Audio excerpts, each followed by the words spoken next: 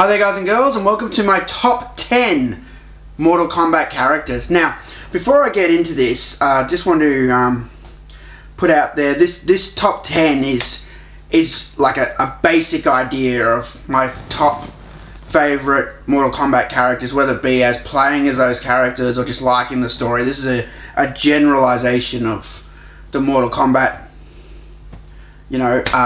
mythology and which characters I like. Some I just like to play as, some I like their stories. So it's possible that in the future I might do different top 10s, like top 10 characters I like to play as, or top 10, Armageddon characters, or something like that. But this is generally my favorite characters over the whole of the Mortal Kombat universe. So let's jump in, and I'm going to tell you guys which characters I think are the greatest Mortal Kombat characters.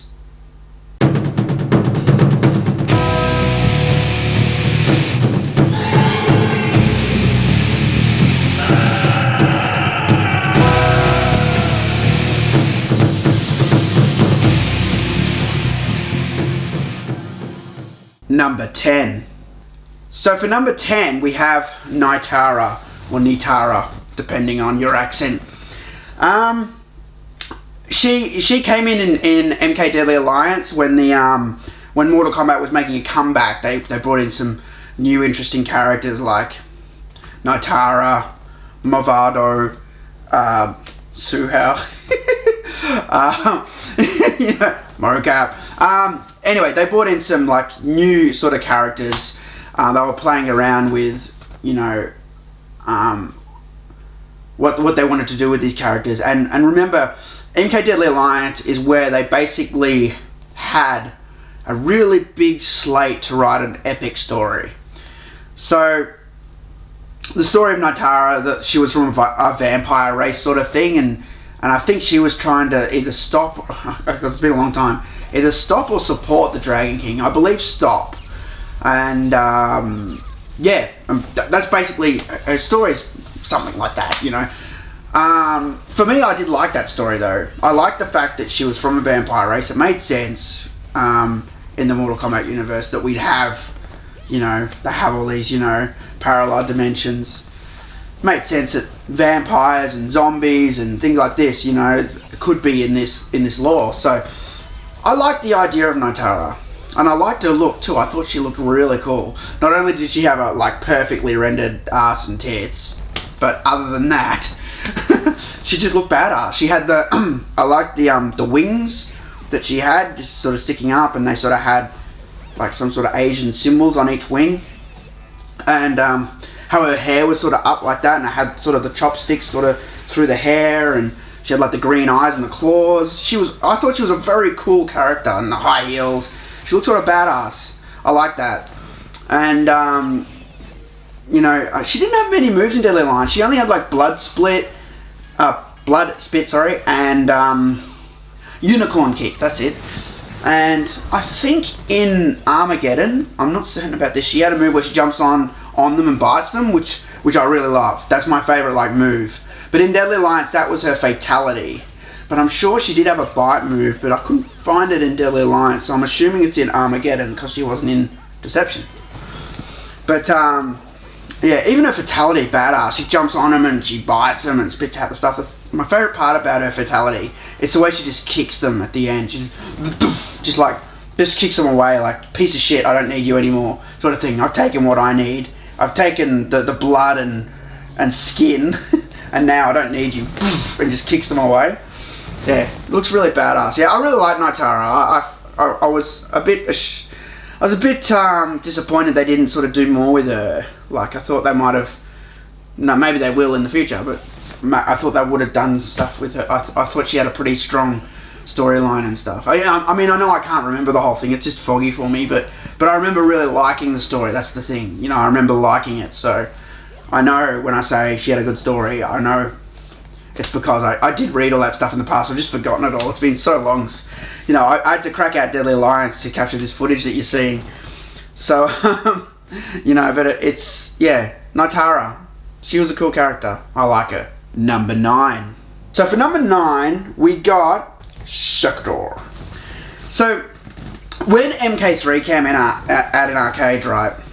And I'm sure I've told this story somewhere before. You know, I was so excited. Someone told me they saw MK3 in the city. So I like go to the city, go to the arcade, like charge up the stairs because it was on the second floor. And I see Mortal Kombat 3 and Sindel on the side, you know, I'm like, oh my god!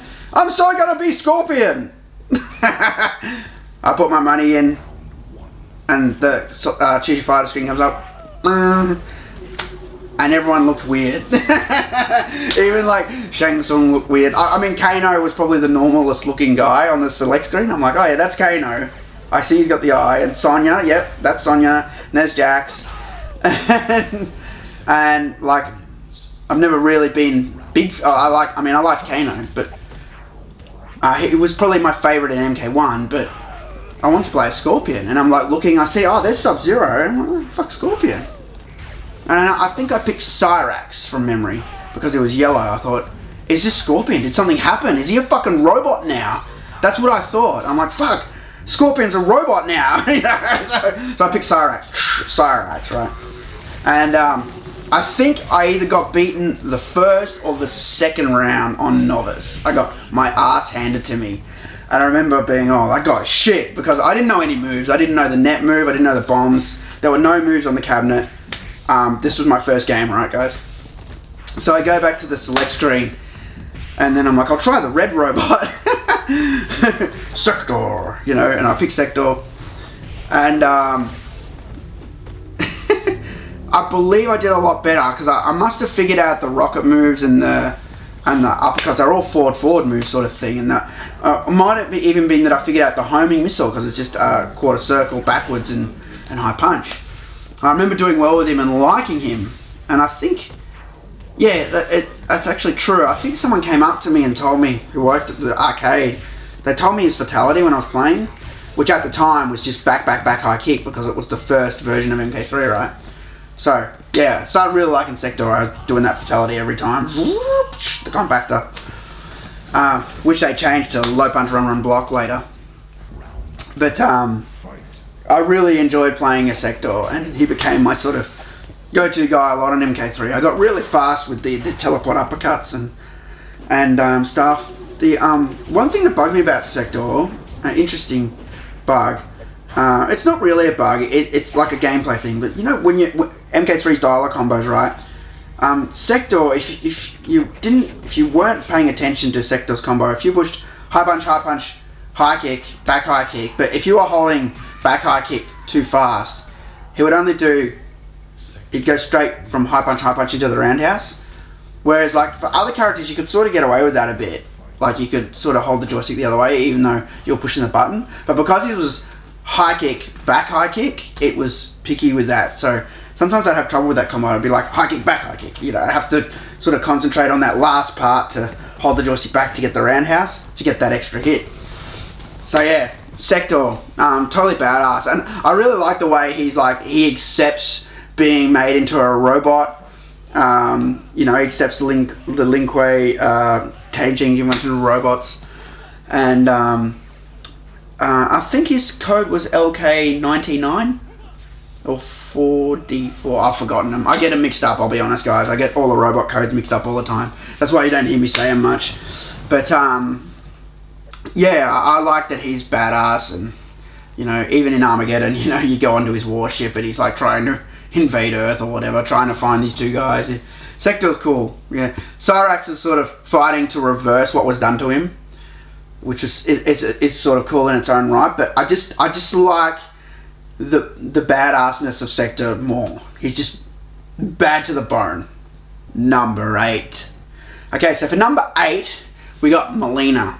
Now, Molina again is like the badass version of Katana. She's got those fucking teeth. She's really fast, like super fast, and I just loved her moves. I'll be honest. I just thought they looked really cool. She goes through the floor, and comes up the top, boom. You know, she does the roll, knocks them off their feet, sort of thing. The side toss, which you can do in the air, you know, in MK2. Molina became also my go-to ass-kicking character because I got really fast with her, and that's what I love about playing as Molina. Same for Tanya. Once you're on a roll with her moves, you can just, like, I'm sure it doesn't work in the new MKs, the MK9 and that, but in the old school MK2, if you were good with Molina and fast, you could just be like, bang, roll, fly kick, roll, fly kick, roll, fly kick, and you could just knock them off their ass before they knew what was happening. If they weren't paying attention, you know, you could really fuck them up with Molina. And even if you were playing a good player, right, and obviously a good player would block all those rolls, right? So you play back a bit more, you play a bit more defensive, but they would, like, you know, they come at you, but Molina was still awesome because you could still, like, jump in the air and do a side toss, like, bang, you know, and, like, fuck them up.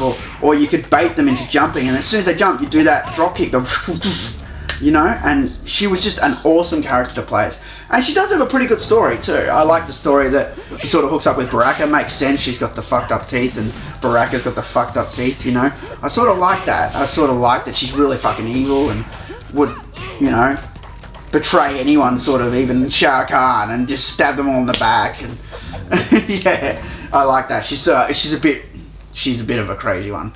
I mean, a lot of us guys, you know, out there will say we've met a few crazy chicks in our time, and she definitely takes the cake.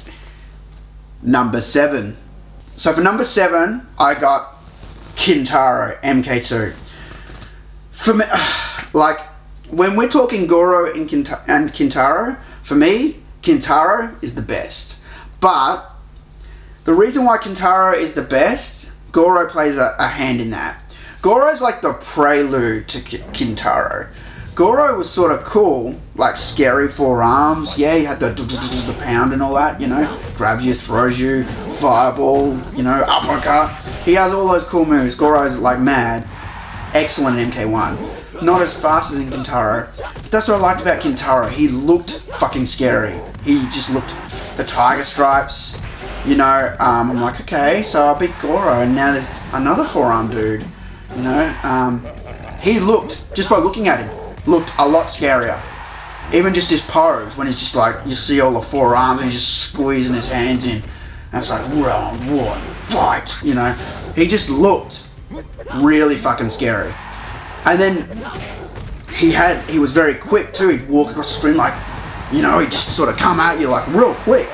You know, and even if you fly kicked him, if you got him at the wrong angle, he'd just throw you out of that fly kick. He had that fireball, which the fireball's tiny, but it's so quick, like, and it has that sound, that exploding sound, that, you know, and sometimes he'd do like 3 of them, like bang, bang, bang, and sort of, you know, sort of like Shang Tsung, his flaming souls, he would, like, you know, get you in the air with that shit. And then, of course, he had the stomp, go up, and you know what I love about MK2 and I love about Kintaro, and I know I've said this in other videos about, you know, newer bosses like Moloch and Dragon King. The thing I hated about them was how they do, like, you know, shake damage, like they hit the ground like that and you get damage for it because you didn't jump. I hate that shit. That was never an MK2. Like, those bosses were cool, you know, and if they jumped up, yeah, you had to get out of the way. It made sense, but they never just stomped the ground like that and would hurt you.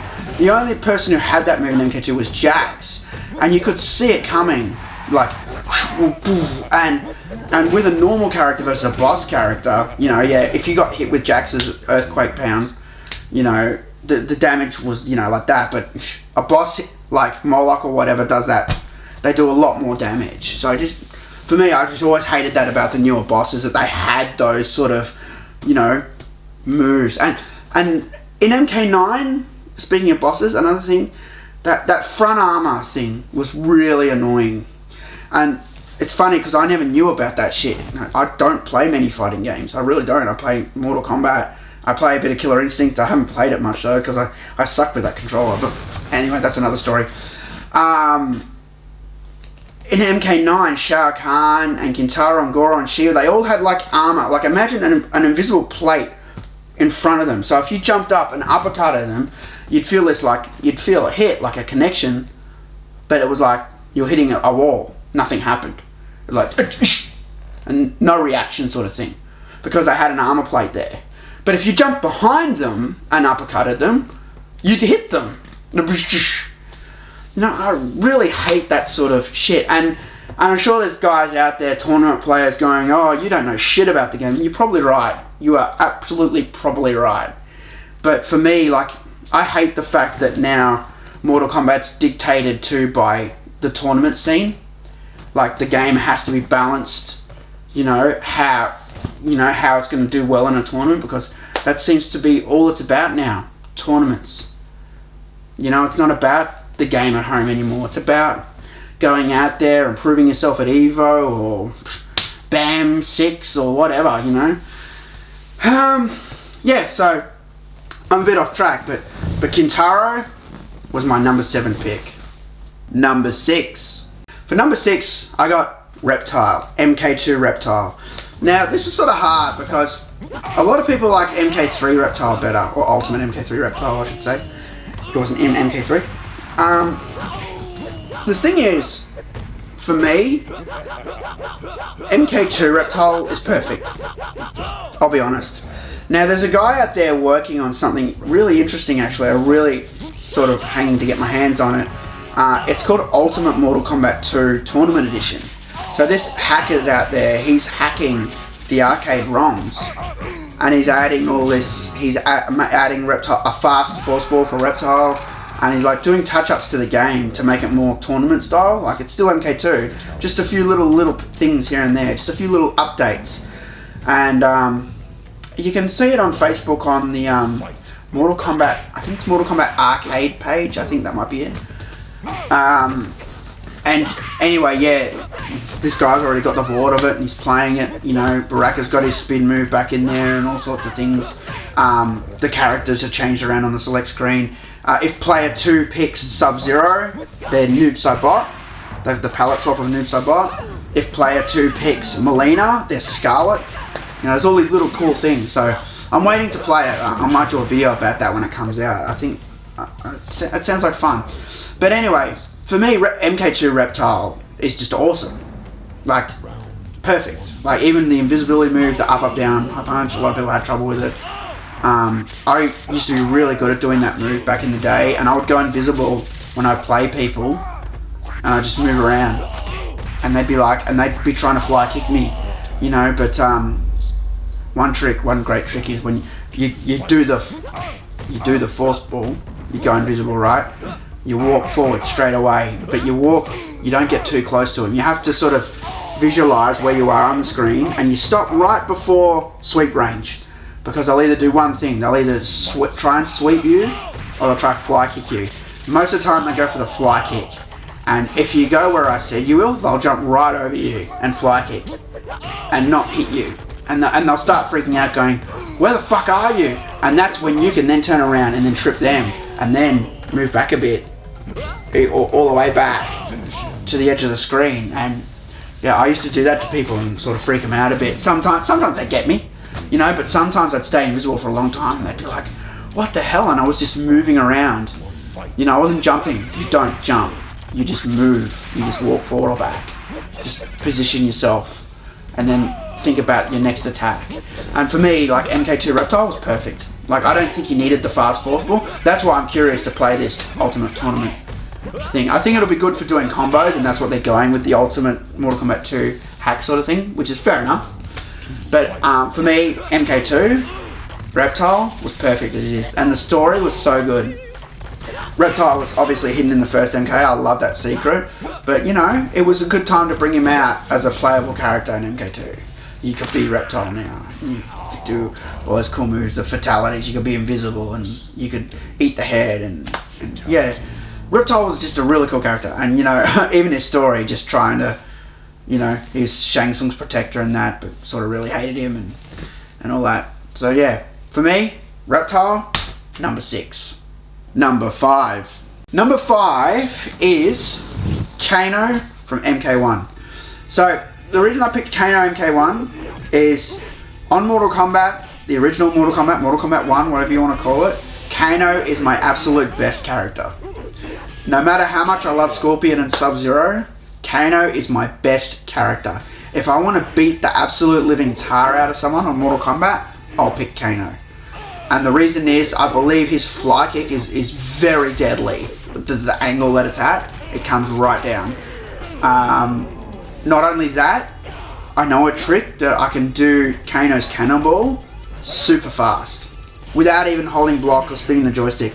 I can literally get the joystick and tap. There's 2 directions you can tap to make his move activate without doing a 360 spin.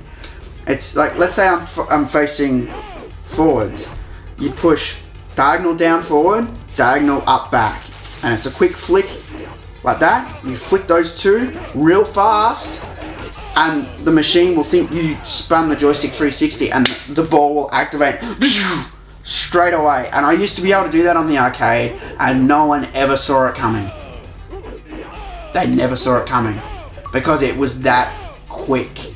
And the thing is, when you press block and go like that in MK, they know you're going to do the ball, and they're ready to block it.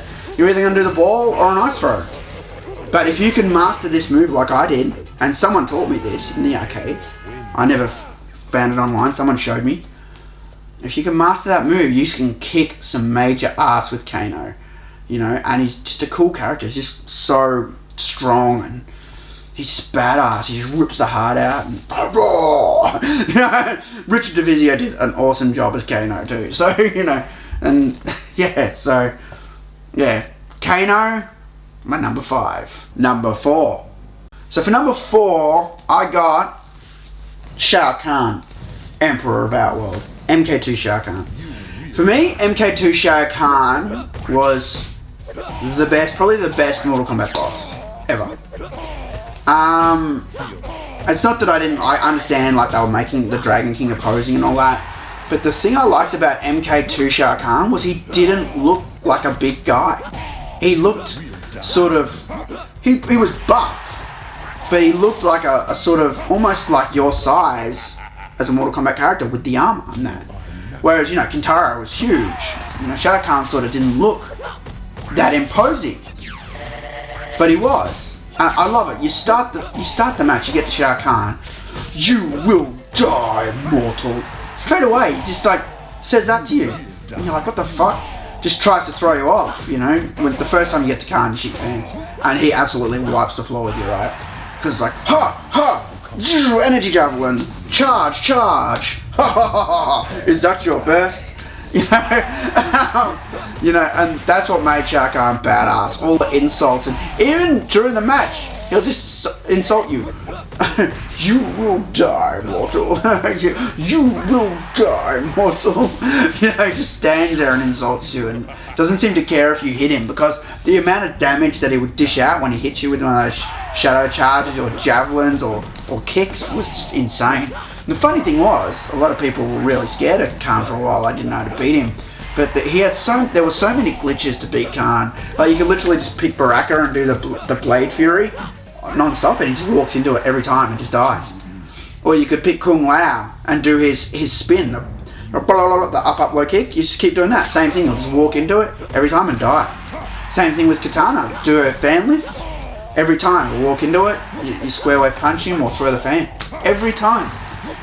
The other way you can beat him is go in the corner and block his charge, uppercut, block his charge, uppercut. And that'll work most of the time, unless he goes on he changes his pattern and goes on a kick tirade where he goes, ha, ha, ha, ha. You can't uppercut him out of that, you'll die. And then the other strategy is the one I like for any character is just the low kick, high kick, low kick, high kick sort of thing. You just keep kicking. And you get your timing right, you can beat Kahn quite easily. But he's just very imposing, and that's what's cool. And the voice of Steve Ritchie adds so much to that too. When someone with a voice like that says, "You will die, mortal. I am Shao Kahn. Bow to me." You know, says all these awesome insults. You know, it made him totally badass. My favourite one, and even my mum says it sometimes because she used to hear me playing the Super Nintendo one all the time. When I lived up in Queensland, the Super Nintendo I had was downstairs near the washing machine, so she'd come down to do laundry all the time, and I'd be playing Mortal Kombat 2 non-stop, right? So she'd hear it all the time. You will die, but she'd hear all the quotes. But for me, and I think her, because she always says it, she used to always laugh at it, the "you weak, pathetic fool" quote is definitely the best. That's always been my favorite Shao Kahn quote. It's totally badass. You weak, pathetic fool. Number three. I only got 2 left after this for my top 10. So for number 3, it's from a character from Mortal Kombat Deception. Can you guess? And it's Zombie Liu Kang. Now, here's my thing with Liu Kang. Liu Kang is a very popular character. People loved him because he would go wah wah wah wah like Bruce Lee and had that crazy bicycle kick. All that was fun. Don't get me wrong. I used to do it sometimes too, even make the noises. But for me, that character's story was never that great for me. It was very cliche stereotype. I'm the greatest warrior in the world. I won Mortal Kombat. I won Mortal Kombat 2. I won Mortal Kombat 3. Sort of thing. I won Mortal Kombat 4 even. I think he won the first 4 Mortal Kombats and then he was killed. You know? And that's the thing. When they killed him, it made that just so awesome. Like, because I was just sick of it. Liu Kang wins every time. I'm like, there's no story here. There's a new tournament, Liu Kang wins. New tournament outlaw, Liu Kang wins. Khan cheats and comes to Earth, Liu Kang wins. You know, for me it was just, didn't care. But when they killed him, when I saw that intro, Deadly Alliance, and they killed Liu Kang, I was like, fuck, that's fucking badass.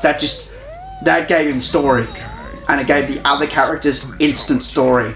Like Kung Lao, if you just saw my Deadly Alliance loading screens, there's one in there of Kung Lao, and he's like mourning Liu Kang, and Liu Kang's like a ghost sort of thing, and he's putting the lantern into the lake. That was awesome.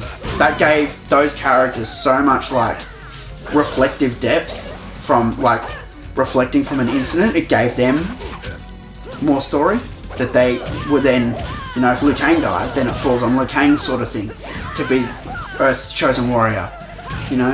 And this is why I like Zombie Liu Kang, because he died in Deadly Alliance, and a lot of people thought he'll have to come back to life, he'll have to come back. And then in Deception, he was a secret character, and the last unlockable, like you have to go to Adenia at, what was it? It was Friday 1 AM I think it was, because I did it recently. Once you beat Deception, you go behind a little hut in Adenia, a little tent sort of thing, and you unlock Zombie Liu Kang. And Zombie Liu Kang is all, you know, decayed. And the thing that makes Zombie Liu Kang great is, even though you unlock Zombie Liu Kang and you play as Zombie Liu Kang, the story of Zombie Liu Kang is that his body and spirit was split. And this just opened even more possibilities for the Liu Kang story. So now we got a body that's out of control. It's being controlled by, I believe, Shang Tsung was going sort of crazy. I think Raiden was trying to stop him, and his spirit, which is being separated, and the body, the Liu Kang body, has chains and is sort of a bit more evil, a bit more scary, Liu Kang. But still with those awesome moves, still with that fly kick and the bicycle kick, but more, you know, he's all zombie and creepy, and he's got the chains, and for me that was just the best story.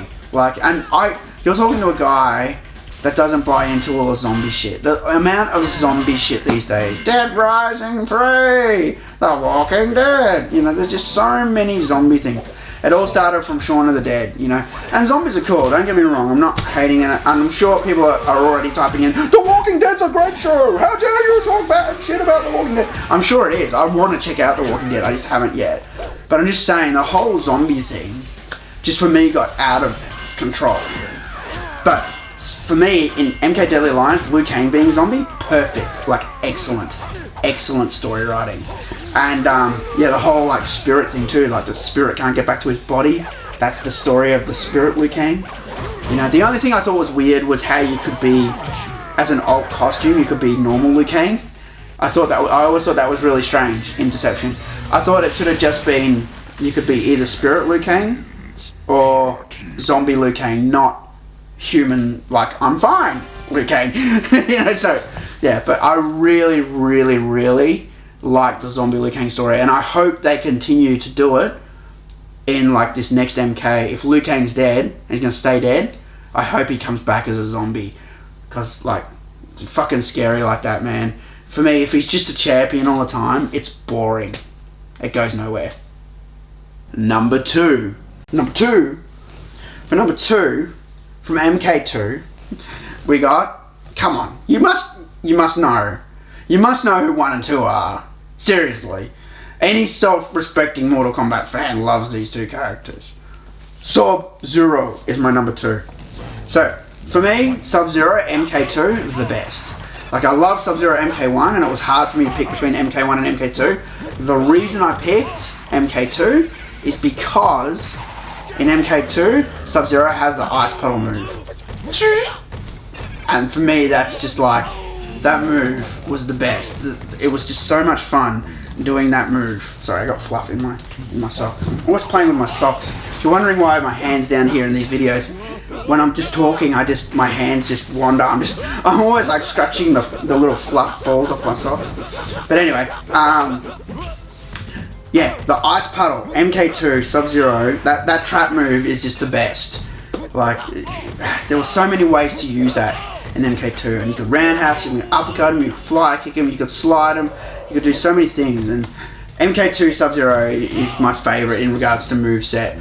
The only other move I really liked that was never put back into another Mortal Kombat was in MK vs DC Universe. I loved that ice block move where Sub-Zero would like freeze a block of ice above their head and would just drop on their head and smash.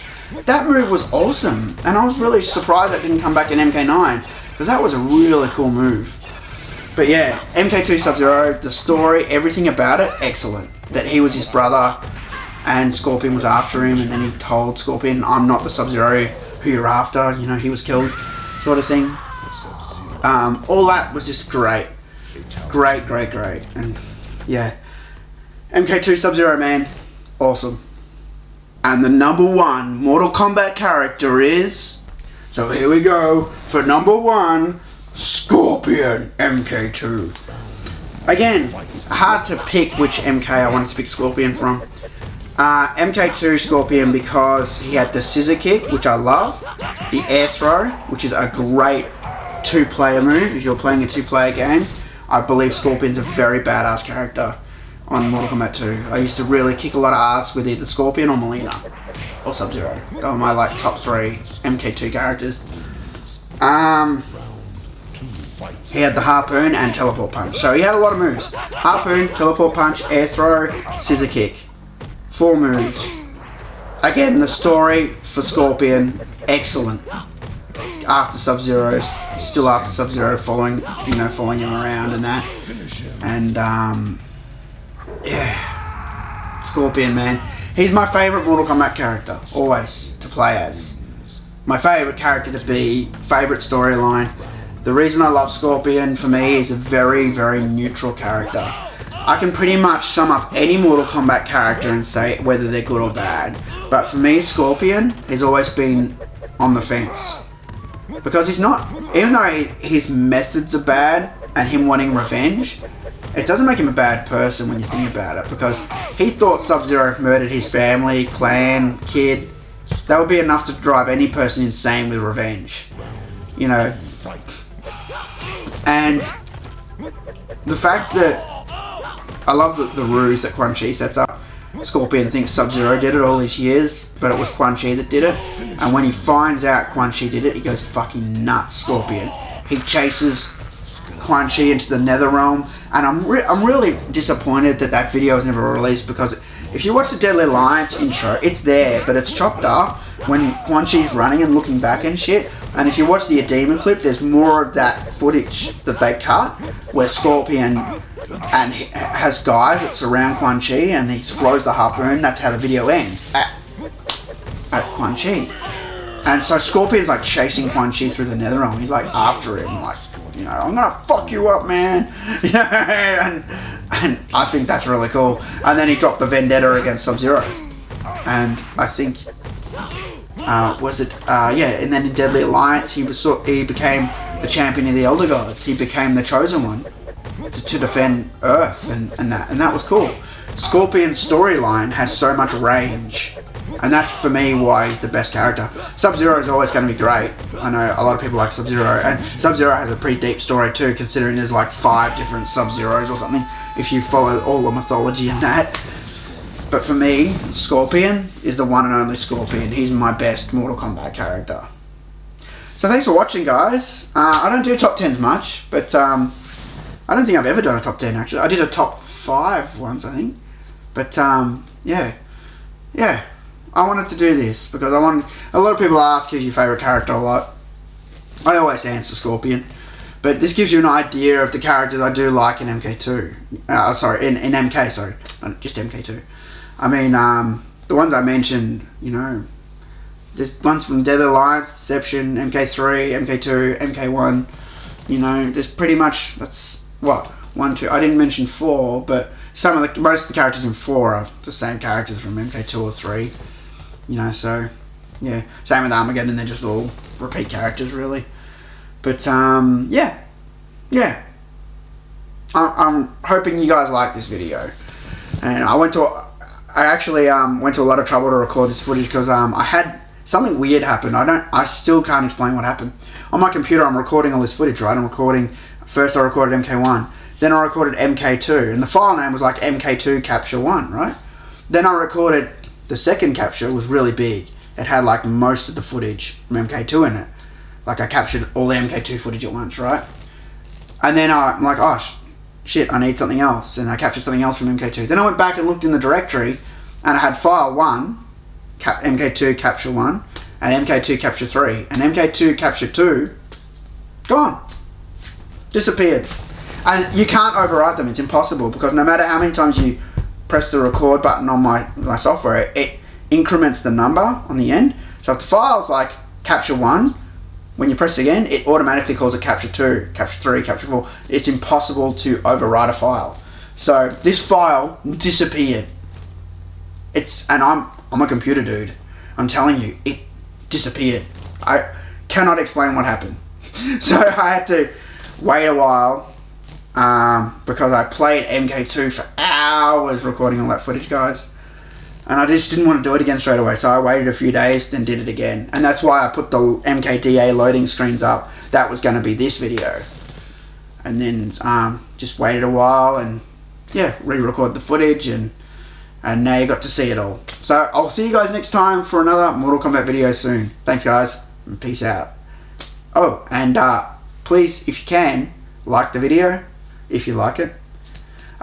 Subscribe would be great if you're not a subscriber. Share if you want to tell your friends how awesome I am. That would be much appreciated. Yeah, I don't normally say these things at the end of videos, but I would appreciate the support, because yeah, I want to get this channel back on the rails. So thanks again, guys, and I'll see you later.